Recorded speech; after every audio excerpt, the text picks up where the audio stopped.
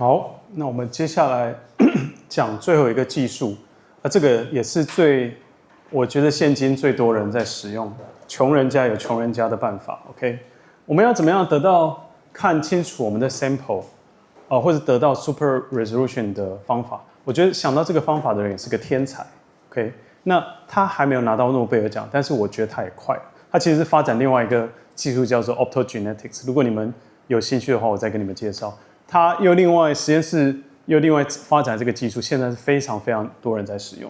我们如果今天要得到一个 super resolution microscopy 的 image 的话，一个方法是怎么样？就花钱去买更好的显微镜啊，没钱怎么办？你今天用这个你才看，那你就想办法把你的 sample 变大。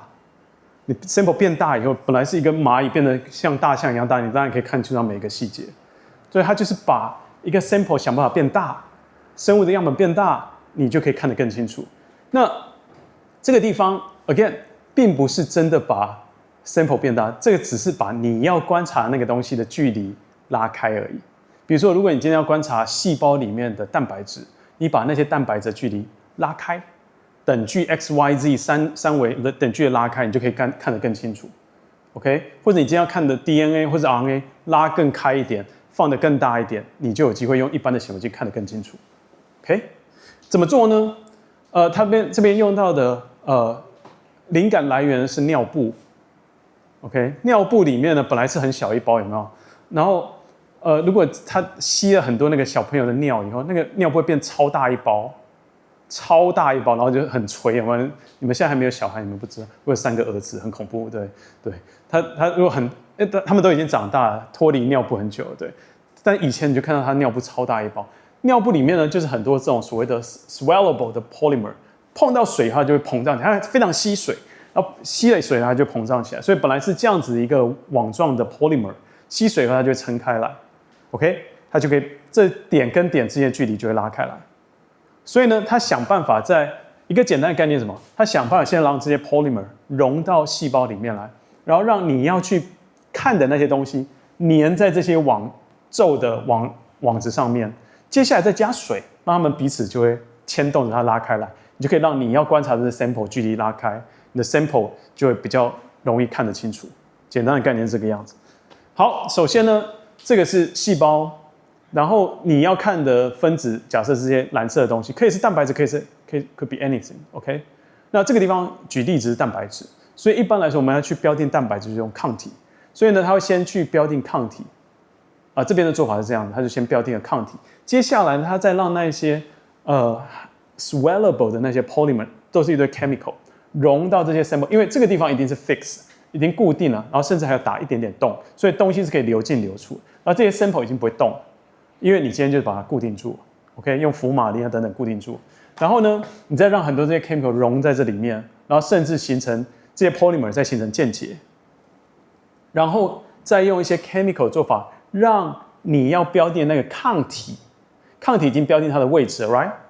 抗体粘在跟这些 polymer 形成键结，它会叼在那个还没扩张起来的那些 polymer 上面，它就叼在这个，叼在这个地方，叼在这个地方，叼在这个地方。OK， 接下来呢，你要想办法让这个 polymer 撑开来。可是如果你今天细胞里面还有很多的物质的话，它会撑不开来，你会被很多这些 DNA 超级黏，你们有摸过 DNA 吗？咻的，像那个老痰一样，根本撑不开来。所以你要先用很多的 enzyme 把这些蛋白质都切成小片段，包含你的抗体有可能会切成小片段。可是你抗体上面的荧光分子它切不掉，它还是会叼在那一个网子上面。OK， 所以这些东西都打断掉，变成很多小片段以后呢，这个时候你再加水，它就会撑开来。它才可以自由的撑开来，而且是所谓的3D XYZ 都是同样的比例去放大的，所以它就可以把这些标定好的荧光分子把它拉得更开，你就可以看到更大的一个细胞。我们实验室有做过这个东西。那本来我在视野底下，假设这么大的一个视野，我细胞只可以看到这样，然后我 expand 以后，我看到细胞这么大一个，我从来没看过这么大的一个细胞。我跟各位讲，现在可以做到200倍，或是做到20倍。哪一天普生，我有一个梦想就是什么？我们的细胞生物学实验就来做 expansion microscopy， 因为非常简单做。我现在就挖各位的那个口沫，那个什么口腔的细胞，我就放大给你看，你可以变成是一个视频带回家。这是我的口腔细胞，绝对可以做到这件事情，因为它就可以变这么大。现在可以把果蝇脑变到这么大一块，果蝇脑啊，变成这么大一块，变超大。对 ，OK， 就用这样的方法就可以放得很大，而且用的都是最便宜的尿布里面的成分。OK， 所以很多时候我们就说我们不够钱啊，我们做不出什么好研究。No， 你今天只是不够厉害，你没有那个想法。你有想法的时候，你就是可以做出很厉害的 science。OK， 好，所以呢，原本在 expansion 之前长这个样雾雾的 ，post expansion 以后它就长非常的清楚。然后呢，不同根的这些 microtube 都可以分得开来。OK， 那甚至有很多的这些神经在脑袋放大了以后呢，然后你可以看到它的神经跟神经突触之间的连接的地方，甚至都可以分得出来，前突触跟后突触连接的地方都可以分得出来。这个是电子显微镜等级的 ，OK， 非常非常的清楚。那甚至原本我们一般的显微镜拍出来是这样，那 STEP 这个是一个 peroxisome 溶酶体，然后你看 STEP 拍出来是这样子 ，STONE 拍出来是这样子，然后它今天可以拍出来是可以长这个样子，你才可以清楚看到 peroxisome 它是一个膜的结构，它中间是中空的，有 lumen 都可以拍得出来，超级清楚。OK， 那这边的主要的限制是什么呀？第一个，它不能够用在活细胞，不可能用在活细胞，因为你都把它打断，你要把它撑开了，它如果还是活的，那是见鬼啊 ，right？ 所以它不可能用在活细胞。第二个是什么？你今天把细胞还好，我拍个3张我就拍完。如果今天是果蝇脑，本来小小一个，我就变得这么大，我一个一个拍，一个一个拍，你要存非常多的 data， 你就要存很大量的这些数据。虽然你得到非常好的 resolution， 可是它每一个 image 的 sample 量非常非常大。然后另外一个是什么？我们在染色的时候，抗体是很贵，我这边没有写，因为这个是我们的问题，穷是我们的问题，不是技术的问题。我们在染色的时候，我们 sample 放很大的时候，我们要用抗体去染，抗体很贵，你就要用更大体积的抗体去染它啊，那就很贵，所以我们就一直在卡住。我们实验室现在还一直不去做这个 expansion microscopy， 不这么常做 expansion microscopy， 就是我们实在不想用浪费这么多抗体去染这个东西。对呀 ，OK， 所以这是几个缺点。好，那接下来呢，我就要提到的，就是说在 super resolution microscopy 这相关的一些应用。第一个呢，我们常常看到这边，这是一个细胞的结构 ，right？ 然后这个是中心体 centrosome 的结构，常常画的这个样子。那其实它画起来讲，它是2个筒子 ，OK？ 然后呢，每一个筒子都是由 microtubule 3个 microtubule 所组成的。这样一个筒子，然后另外一个筒子，这外围这个2个筒子叫 centriole， 这 centriole 外面的一坨蛋白质，超多不一样的蛋白质，我们叫做paracentricular matrix， 我忘记中文是什么 paracentricular 中心体外围体 whatever centricular matrix， 这边有很多蛋白质。如果你在电子显微镜底下看到是这样，这中间是那个筒子，这外围这蛋白质长这样。对，雾雾的，不知道那是在干嘛。然后我们用很多的 biochem 的做法，知道说里面有哪些蛋白质 ，CEP120、CEP192、CEP152，一堆 NEDD1、TUBG1、PCNT 等等，有这些蛋白。我们知道在这一坨雾里面，可是呢，在更早10年前，我们根本不知道这些分子在这个里面是一个什么样的形态在那个，还是它就是一个云状雾雾的一个东西在那个地方。直到今天有。好，然后这个地方的 size 呢，它的直径差不多是200 nanometer， 所以这是一个非常非常小的一个结构。OK， 你在显微镜底下看过去就2个点而已，你看到2个点就已经很不容易了。OK， 对。可是你如果今天是用我们今天实验室用 expansion microscopy 看的话，你可以看到2个圈，不然的话你就看到2个点。OK， 那在这边看的 PCN 呢，它就用 stone 去染色。然后它是染不一样的，刚才提到那些不一样的 antibody， 然后它可以去算它染到这个东西，发现说有很多是2个点，它的直径只有长这个样子，然后有一些 centrin 2也是2个点，然后这些 CEP120可以看到右上角它开始有一圈，然后很多是一圈一圈一圈一圈一圈，然后他去量这个一圈的直径，可以看到它是越来越长，越来越长，越来越大，这一圈一圈越来越大，越来越大。OK， 它距离越来越远，最后他就画出来，根据这些不一样，然后你仔细看哦，这边有一个 PCNT， 有 N1 跟 PCNT， 哎，这边有，它还有另外一个 PCNT N1 C1 在这个地方，为什么它没有秀？它这个地方没有秀，它这边有 N1 跟另外一个 C1，OK，whatever，你就看到它这样距离越来越大，所以最后它画出来一个 model 是什么？其实那些蛋白质那一坨东西，它是一环一环的，在这个细胞外面，在这个 pericentral matrix， 你才知道它的结构是长这个样子。然后中间这是两个这样的圆圈。OK， 那现在其实最好的 resolution 呢是 expansion microscopy， 因为你今天传统上面我们可以放4倍很 easy， 现在大部分大家都在追求放大10倍、放大100倍、放大400倍，就是把你放大跟深刻一管一样大这样子的感觉。OK， 然后就看清楚你每一个结构长什么样子。那这个东西只有200 nanometer，OK， 然后它的 microtubule 这样是一个 microtubule， 就是我们常常看到这样子，这样的一个 microtubule 就是在这个管子，所以它有3个管子 ，OK。然后呢，这边的 microtubule 上面还有管子外面还有一堆凸出来的氨基酸链，你今天可以用一个叫 detyrosination 去标定到这个地方，就是这外围呢可以 detyrosination， 所以绿色的它是染 microtubule， 你可以看到从上面看1、2、3、4、5、6、7、8、9。就是这个1、2、3、4、5、6、7、8、9，你可以看到这样的结构，甚至你从侧边看，可以看到这个柱子外围，就是这个外围是这个 detyrosination 会直接 label 在这个地方。这个 resolution 跟电显一模一样好。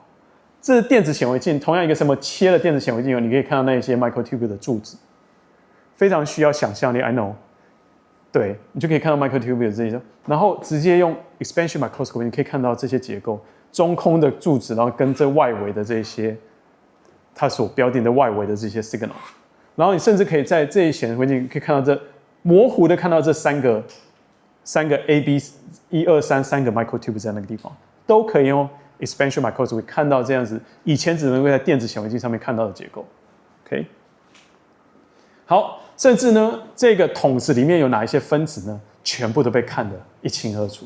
然后，甚至这个桶子啊，这边有什么东西，这边有什么东西，这边有什么东西，这边有什么，这上面有一个圆圈，什么全部都被看得一清二楚，都是用这样子 expansion microscopy 看得到的。那它甚至可以画出来说这些 centrosome 是怎么样 ，centriole 是怎么样，里面的蛋白质在生长的过程里面，它前后组装起来的顺序是怎么样。全部都可以看得一清，甚至它是这样子一叠一叠一叠一叠一叠起来的这样的结构都可以看得非常非常的清楚。OK， 然后中间还是，然后这外围长什么样，全部都可以看得到。OK， 好，那我们还可以看到什么 ？mitochondria， 我们到时候也会提到，它会不断的进行在细胞里面的粒线，它会不断的进行 fusion 跟 fission。fusion 就是两个 mitochondria separate mitochondria 会 fuse 在一起 ，fission 就是它会脱离开来。OK， 那谁去控制它会 fusion 还是 fission 呢？有几个蛋白质会帮助它 ，NF1、2、OPA1 等等，然后 DRP1 呢会帮助它 fission， 但是有另外一个包器叫做 ER 内质网，内质网有一群科学家发现说，它会这样子把这个 mitochondria 包起来，然后帮助它把刚才 fission 喜欢的这个蛋白质叫 DRP1 累积在这个地方，然后把它掐掉，然后变成2个 separate 的 mitochondria，OK， 那这个就是以前只看得到这样的雾雾的这样一个结构，看不清楚啊。现在用你可以同时拍，现在用 super resolution microscopy， 紫色的是内质网，就那个网状，绿色的是粒线体。OK， 那你可以看到，在这边有网状的地方呢，它们很多时候箭头指的地方，就是有内质网的地方。很多时候是 mitochondria fission 会发生的地方，它感觉真的会从那个地方把它掐断。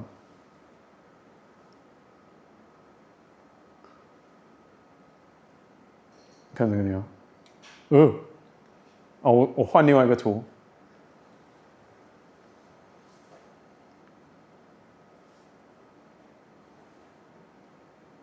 在这个地方拔掉。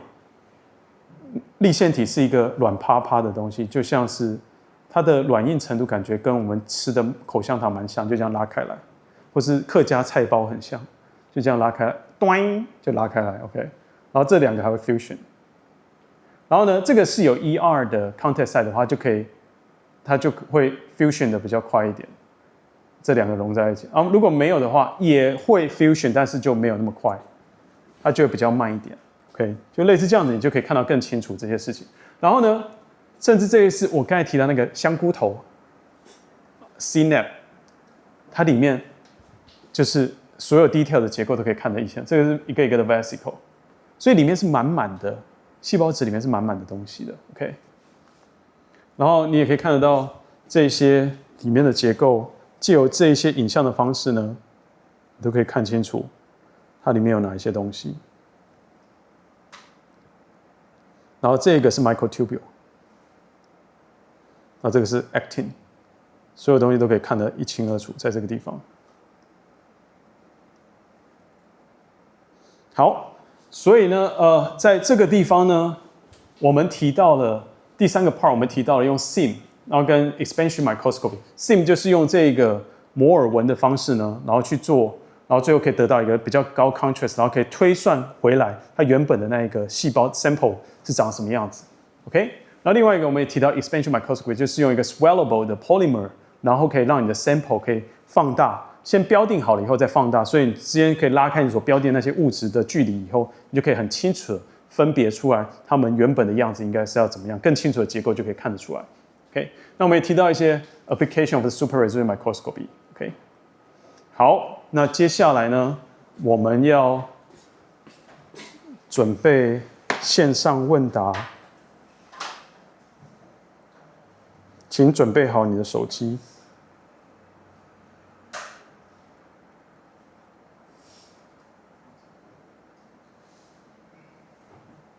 总共有10题，好吗？对。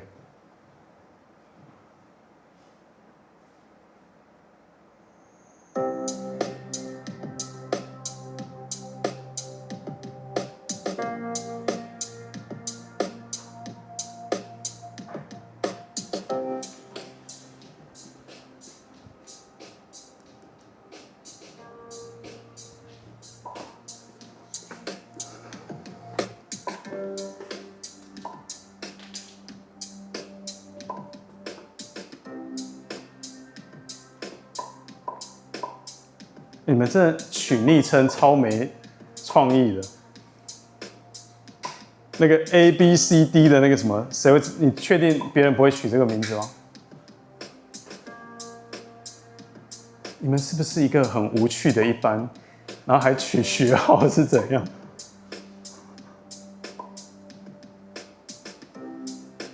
好了吗？所以这个除了答对还是答错以外，还有谁答题的速度比较快也是有差别的哦。OK，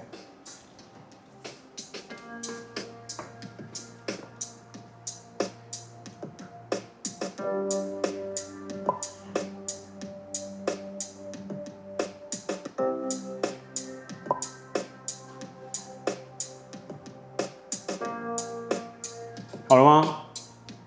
要开始哦。啊？好吗？开始咯。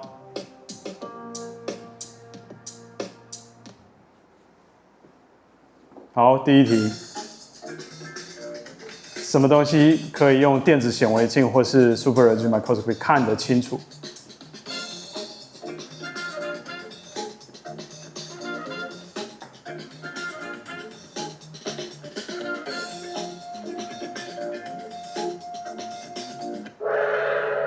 ？OK，NPC， 好吗？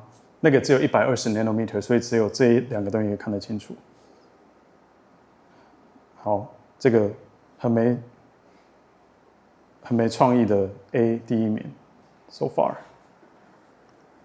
好，第二题，什么东西不能用在活细胞影像？不能哦。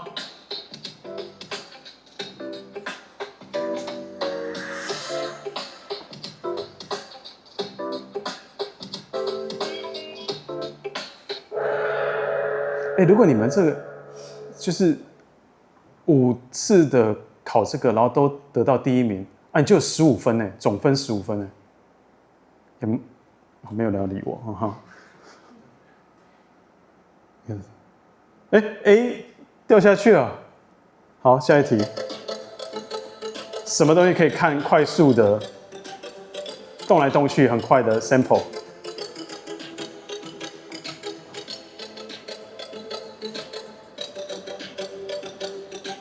你们真是一脸懵哎。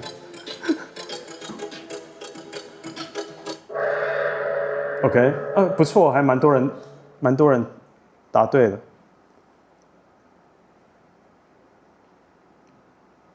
Lai 是 your last name？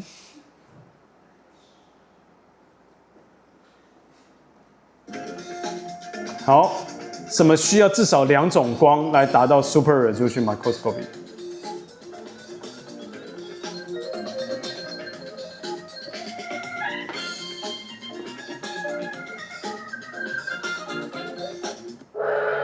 OK，step， 因为你至少需要 excitation light 跟 step laser，OK？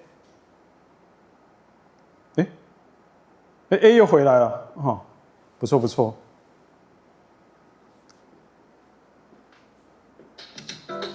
好，什么需要 blinking 的荧光分子？太简单了。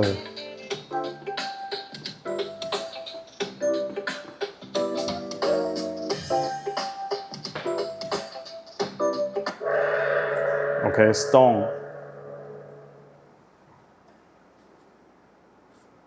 A 不见了。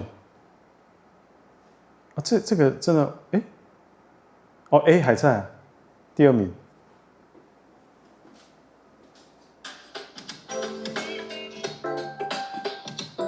一般荧光学显微镜的解析度极限是什么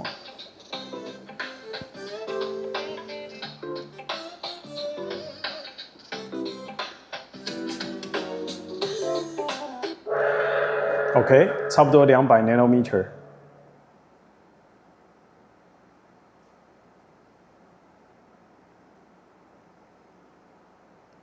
这个人一直第1名哎，要不要举一下手是谁？好，哪一个可以提供最好的 resolution？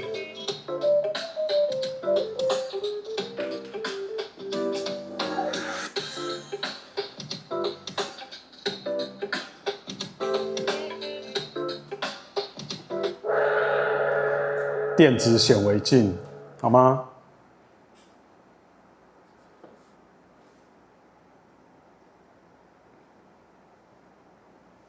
他也是第1名，112080021A。好，下一题。什么是 based on single particle image 的技术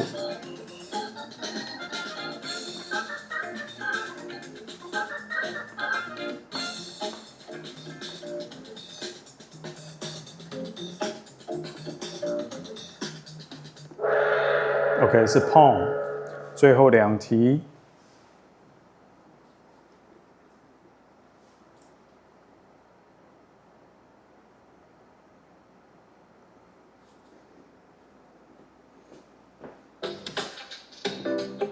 什么可以用传统显微镜去达到 super resolution 的效果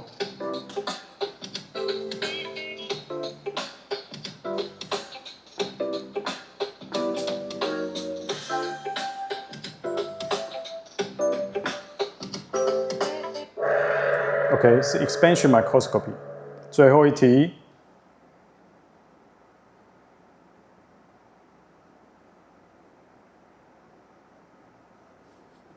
完了 ，A 已经跳出前3名了。Fluorescence 荧光分子的 energy 来源是什么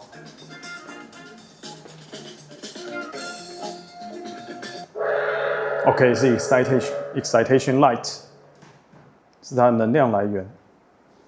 好，所以最后 A 又回来第3名，猫头鹰第2名，这是星星吗？第1名。OK， 所以呢，我们今天课就上到这边。刚才跟大家借了几个下课的时间，我们就提早下课。然后你们中间有问问题的，或是有回答的，请来这边写你的名字跟系籍。然后刚才前3名的也直接来这边写，然后写你是第几名，好吗？OK， 有问题可以再来问我。